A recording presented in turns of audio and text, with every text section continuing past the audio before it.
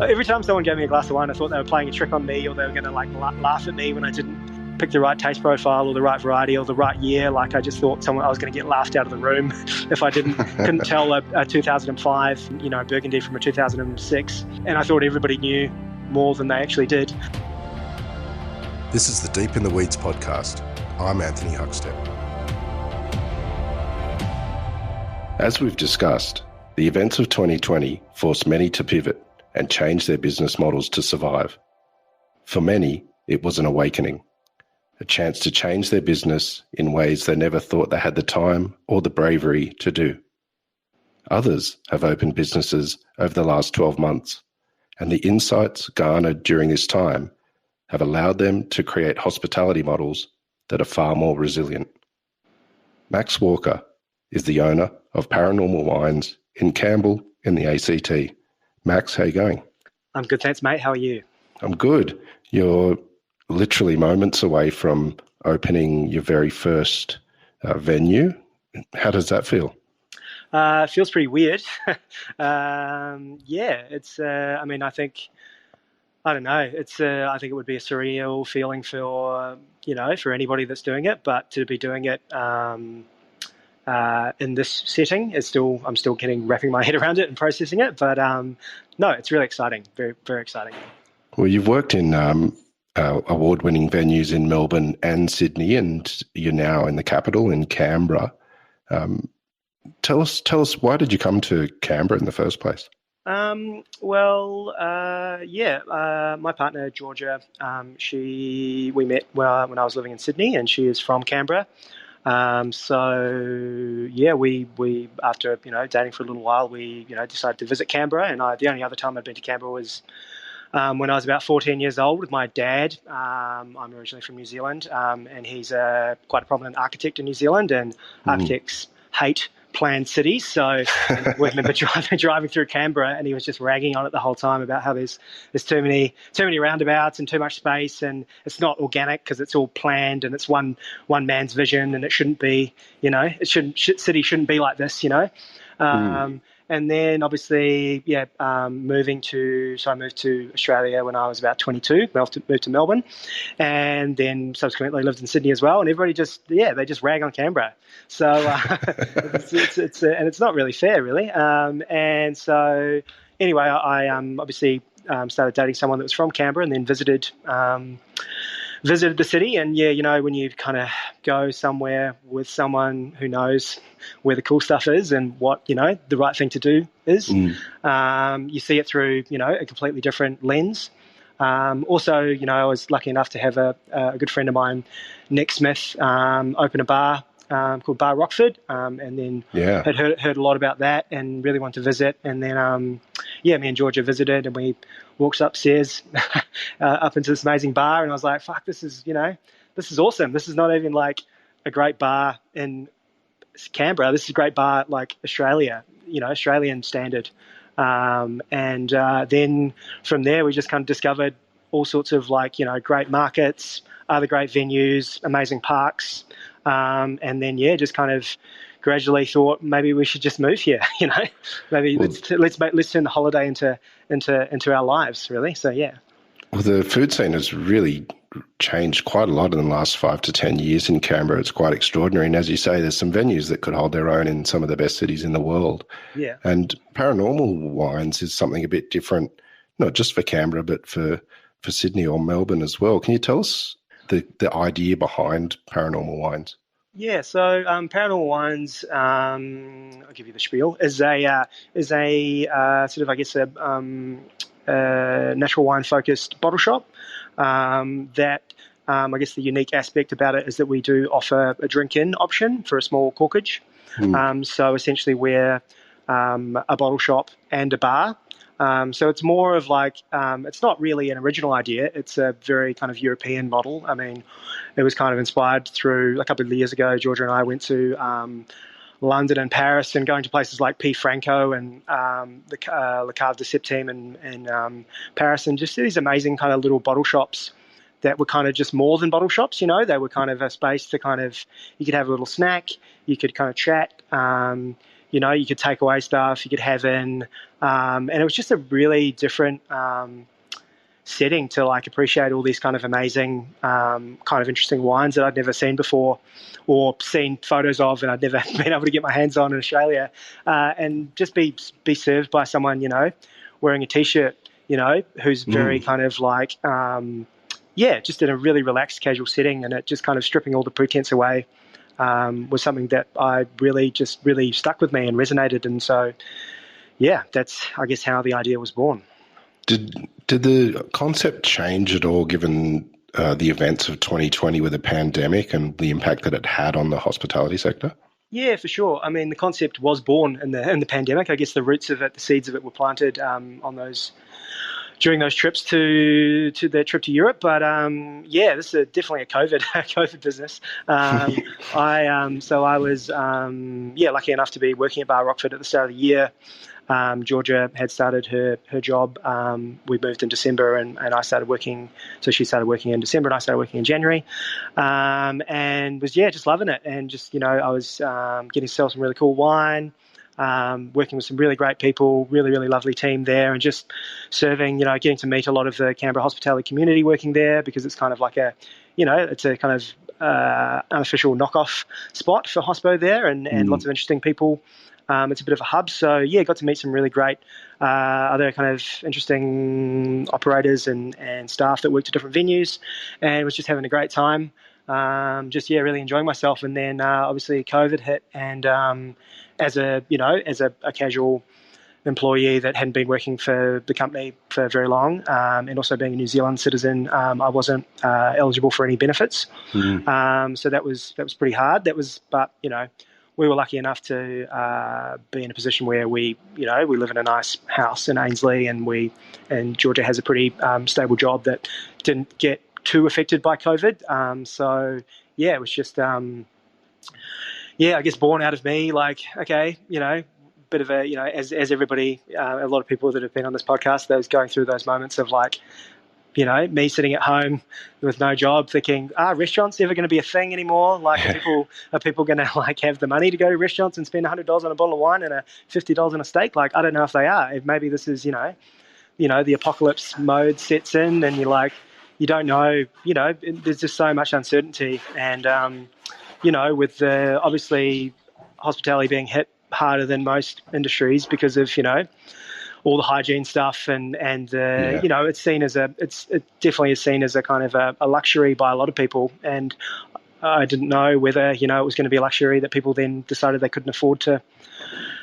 spend money on anymore. So what's all this? I've been working in restaurants for 15 years and learning how to carry 3 plates and knowing what Chardonnay to match with people's roast chicken, and maybe that's not important anymore. Nobody cares. It's not that's not life. It's not saving lives. So I was a bit in the wilderness a little bit.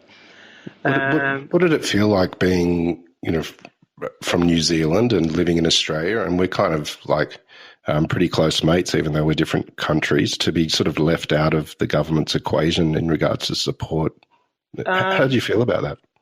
Look, I mean, I'm pretty pragmatic about these things, and it's like everybody's in a different position. I was lucky enough to be in a position where I wasn't out on the street. I was, had a partner with a stable job.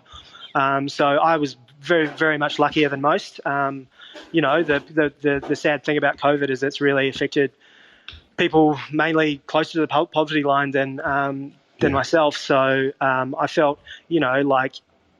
I'm just grateful to have a roof over my head, really. Like the government, I mean, I have been, a resident here for 12 years and paid all the taxes and, done everything by the book, and then to not be eligible for things, that's annoying. But, for me, it wasn't, I was more sort of, concerned by what's happening to other people that were in a worse situation than me. Like, yeah. Well, you one of the leading somms in Australia in regards to taking the intimidation out of the wine experience. You're really forward-thinking in regards to just celebrating the drink that it is in casual environment, and Paranormal Wines is very much about that. How did it all start for you, hospitality? I grew up in Wellington, and in New Zealand, and I was lucky enough to, as a child, spend a bit of time in Europe.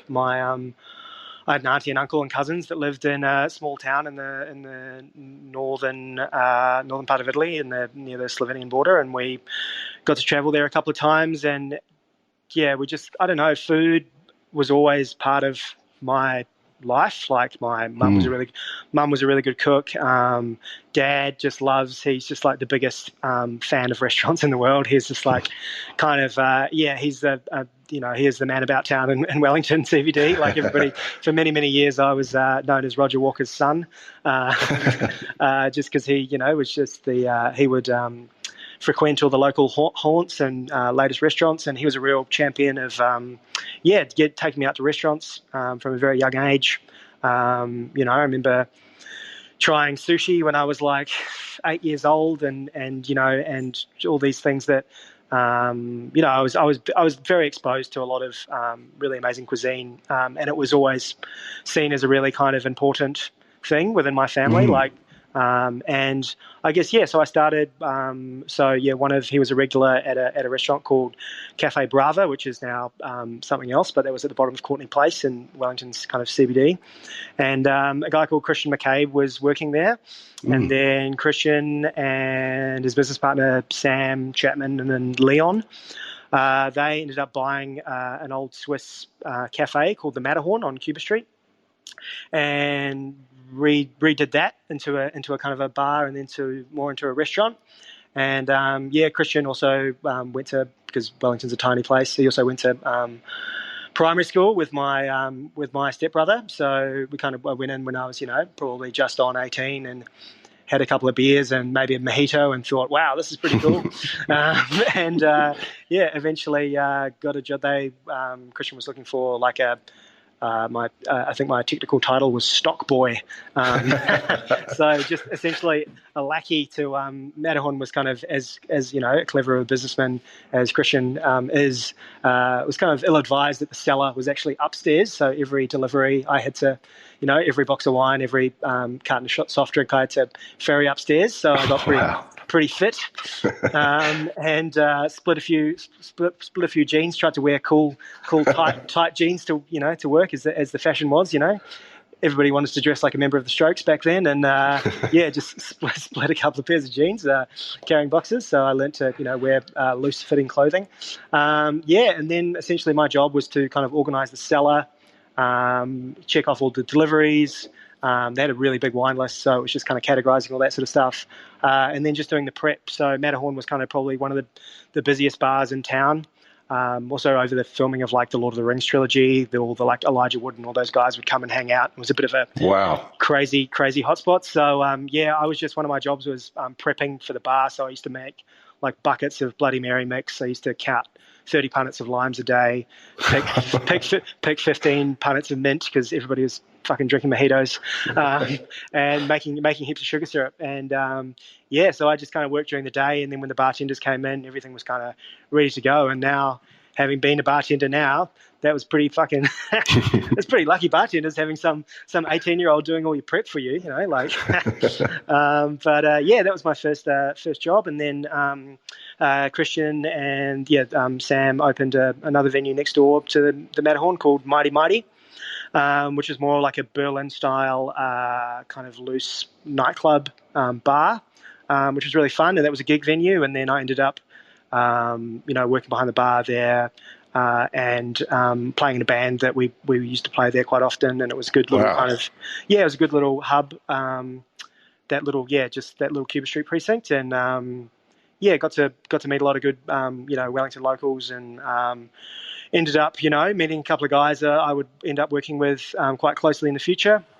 It was a good time to be in hospitality. Exciting. And in Wellington, having someone like Dave Verhall, who now has gone on to do the Town Mouse and Embler in Melbourne. Like when he started as head chef, everybody's very excited, and suddenly all this different kind of food was coming out, and all these Wellingtonians had to had to deal with share plates. It was like everybody hated it. They're like, where's the protein and 2 veg? Like, what do you mean? Like, what do you mean it's just a pork chop? Where's the veg?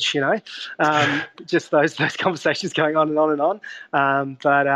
It was a really exciting time to be in Wellington for sure.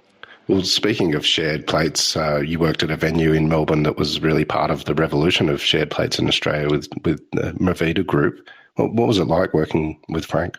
It was great. Yeah. Really, really amazing group. I was there for 6 years, so I kind of hated it that much. But it was, that's really kind of where I was never like, that was where I learnt the most about hospitality, really. Like at the Matterhorn and Mighty Mighty, I was, pouring beers and, making the odd drink and learning how to serve people. But I wasn't working. They're definitely, the Matterhorn was a restaurant, but I wasn't. I was the kind of behind the scenes guy there. Learning how to be a proper bartender at a one hat restaurant, and learning all the Spanish words for food and all the different sizes of the dishes. I remember that really made my head spin, like tapas clásicas and raciones and like all the different sections and it was a real wake up call, and a real kind of I had to absorb a lot of information very fast, but it was just super exciting. I was working at Movida Aqui the whole time, which is a big over 200 seat restaurant in the middle of Melbourne. So Wellington's relatively cosmopolitan, but then to be suddenly working in a giant, well-known Spanish restaurant on Little Bourke Street, full of hundreds and hundreds of Australians, particularly, was quite daunting. I learned to really twang up the Aussie accent and try and stifle the New Zealand mumble, because when you're dealing with white collar lawyers and bankers that you don't really have time to repeat things, and they want their drink straight away, or they want to order their shirt and get back to their conversation with their clients. So it was a great learning experience, and obviously some amazing chefs, not just Frank, but working with people like Ewan Crawford was just an amazing, incredible chef, and people like Scott Williams, who's gone on to do really great things in Sydney with Ragazzi and Fabrica and other chefs. Just too many to mention. It was a really exciting kitchen for they just had all the gadgets, all the best produce, all the coolest tasting Iberico jamón for the first time, and working with all this amazing seafood. I was very, very lucky to be there. When did wine become a part of your conversation and really important key to your career? It was actually, it was later on. I've been a bartender. I was a bartender first and foremost. I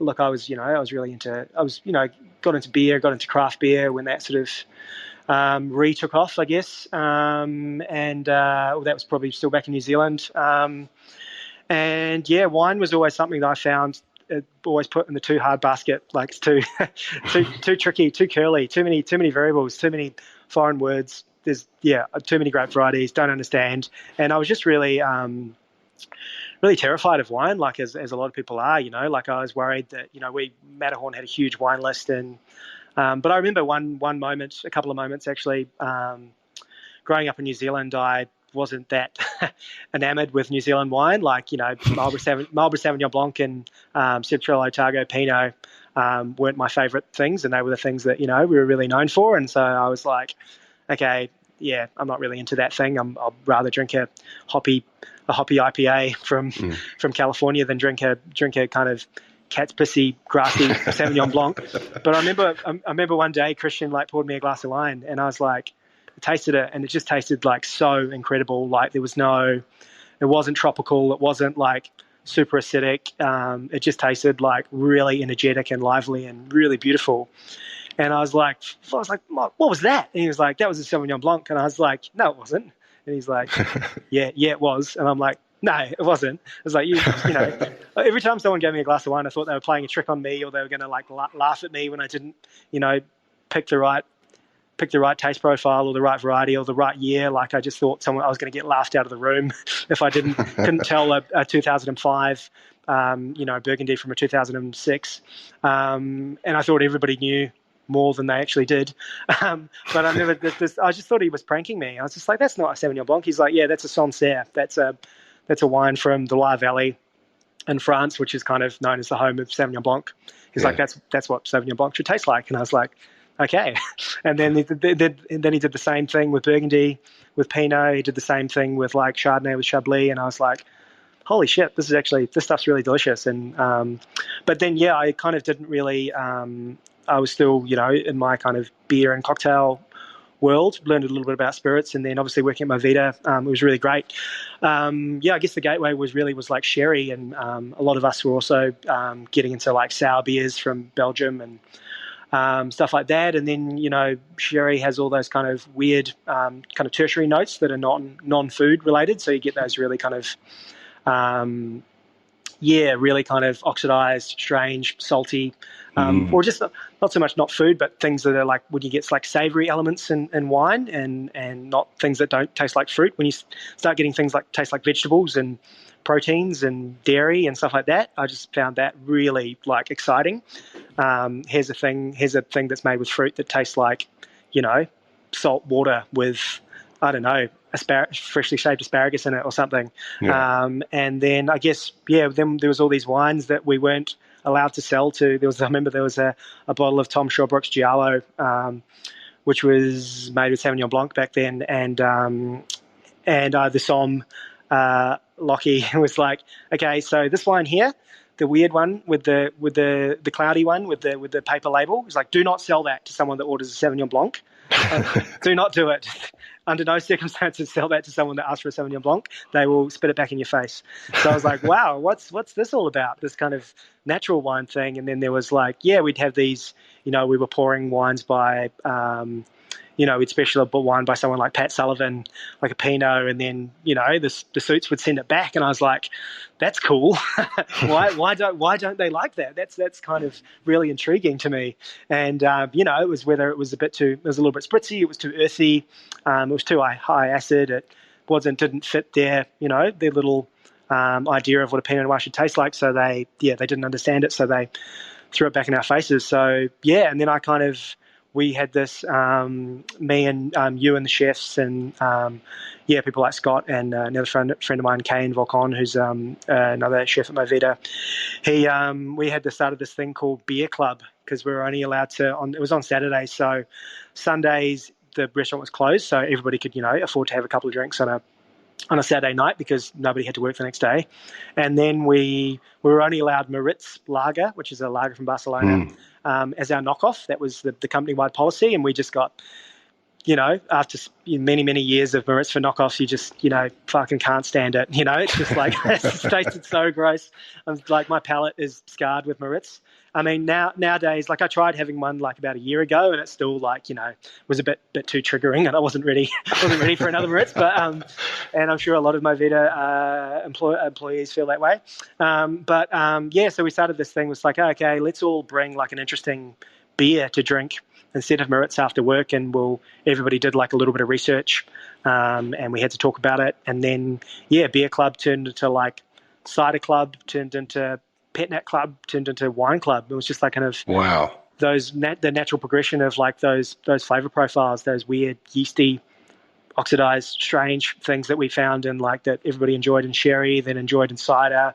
We could then taste them in like naturally sparkling wine, and then into skin contact wines, and that was really the story. We just all got into really funky stuff. Well, that extraordinary journey that you went on with wine led you to leave Melbourne and move to Sydney, and you ended up being the GM with LP's Quality Meats and Bella Bruta, and part of the opening of Bella Bruta. What was it like working in those venues and creating your own wine list?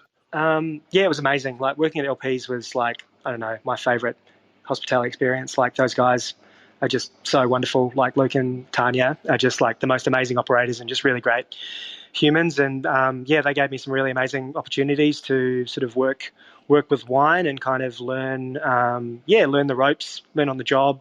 Writing, it's one thing buying wine for your mates at a dinner party, to go with some, go with like pulled pork tacos or whatever you're cooking. But and you can bring the craziest thing, and everybody will probably like it. But it's a very, very different thing when you've actually got to list wine for a business. You can't just put cool stuff on that you'd like to drink. Like, it's not really about you. You've got to kind of take your ego out of it and be like, what does the business need? What is the restaurant? What is the menu? What's the food? What the focus of LPs is not the wine list. The focus is Luke's amazing food and like house-made charcuterie and things coming out of the smoker back then and what works best with that. And it wasn't necessarily my favorite wines. So, but then I was then exposed to all these other. My palate kind of changed, and I developed more of an appreciation for things like Italian varieties like Sangiovese and Nebbiolo and South American things like Malbec and there's things that went better with the meat and worked better with the menu and there's obviously a few little kooky things that I was really wanted to be on there, but generally speaking, it was kind of like this is not about me. This is about what's good for the restaurant, what's good for the business. That was a really interesting kind of a really great learning experience. Well, you've always taken the intimidation out of that wine experience. Can you tell us what makes a great wine experience in a restaurant? I think for me, I've had lots of really great wine experiences and lots of not so good ones. And I think the main thing is you just got to find the right wine for the right person. Like, it's not about, pushing, it is about with the right person. It is the right customer who's receptive to, trying new things. You just kind of got to read the room, read the customer, right? Like, and then find the wine that they're ready for, that they want. Like, it's not, if people don't like orange wine, that's totally fine. Like, if people don't like, Pet Nat or Lambrusco or things like that things that I have now grown accustomed to really liking. It's like, that's totally fine. Like, it's not about me. It's about what is good for the customer. What are they eating? And like for someone, but I think it also is really important to, the same way as you eat at a restaurant, you eat things that you normally wouldn't cook at home or you haven't had before, or different combinations. And I think it's important for wine experiences to be, if it's, the customer's receptive to it, to open them up to new varieties, new areas, things like showing people that, here's a wine that's grown in Queensland. Here's, here's a wine from Slovenia. Here's a wine from, the Canary Islands. Like, getting people excited about things that are not just, Barossa Shiraz and Clare Valley Riesling, things that are, a bit more left of centre, I think, but also not kind of oversaturating them and confusing them with, wines that are a bit too avant-garde for where they are in their journey. The focus at Paranormal Wines is on minimal intervention wine. Can you tell us a bit about that and what you love about them? I don't know. I just think that, wine has just become like one of the most important things in my life now. And it's just because, I don't know, it's just crazy that all these things can come from one plant, Venice vinifera, like every single, they've all got, it's all from the same plant, but all the different things that can be done with just one ingredient, really. Like, making cocktails is amazing, but, you need to, like, maybe you put 5 or 6 things together and come up with this amazing kind of intricate, layered, thought-provoking thing, whereas you can have that same experience. And for me, nowadays I find a more profound experience by just opening up a bottle and just tasting one thing, one element. It's just Cabernet Franc, or it's just Chardonnay. I think that's really magical, and the way that people can do all the things that they can do. They can age things in oak, they can leave things on skins, they can add must to re-ferment things. They can, there are rules in winemaking, but there's kind of no rules in natural winemaking to a certain extent. It's just a really profoundly, I don't know, exciting thing. And it's like, it's all, as natural as these wines are, it's the winemakers that are real kind of heroes. Like, they take, a raw ingredient and turn it into something that, I'll drink something. I've drunk something, as most people that are into wine, I could tell you a bottle of wine that I had 3 years ago that just like completely spun me out, or, had a really profound emotional, a reaction. And you always, it's like great meals, you remember where you were, remember what the weather was like, you remember who you were with. You have those real moments, and it's the same with me with food as well. I love, food as much as I love wine, and you have those moments that really like encapsulate, whether it's like, a steak à poivre in a bistro in Paris, drinking a bottle of Hervé White Gamay from the Northern Rhone, or if it's like, down at the lake, like Burley Griffin eating fish and chips, drinking a bent spoke, it's like they really capture, I don't know, in me, they capture kind of a moment and a real kind of emotional reaction. So, yeah. I think one of the real interesting things is you worked with a local winemaker to produce the house wine. Can you tell us a bit about that? Yeah, so Sam Lation, who makes Melaleuca wines out in Yass, he's become a really good friend of mine over the years. We used to sell a lot of his wine at LPs, and particularly at Bella Bruta, the pizza shop. And he was like, at that stage didn't have representation, so he used to, didn't have a distributor, so he used to, he'd like, courier you things at the last minute. He would like bend over backwards to get you a wine on time. Like if you sold out of something, he would like, I think one time he even like just jumped in a car and drove from Canberra to Sydney to just drop off all this wine. It's just amazing. And his religion, we had lots in common. Like he used to play in a band, loves music, loves kind of interesting wine. I just really liked his wine, and then met him, and then we just got on really well, and then we just kind of started chatting. And once we moved to Canberra, and I got to go out before COVID and help him make a wine, which was totally amazing. The house wine. So last year in Canberra with the bushfires, like nobody could make any wine. Like all the fruit was smoke tainted and fucked. So people like Brian Martin from Ravensworth, he had to get wine from, he got grapes from Western Australia. He got grapes from, Wow. the Riverlands.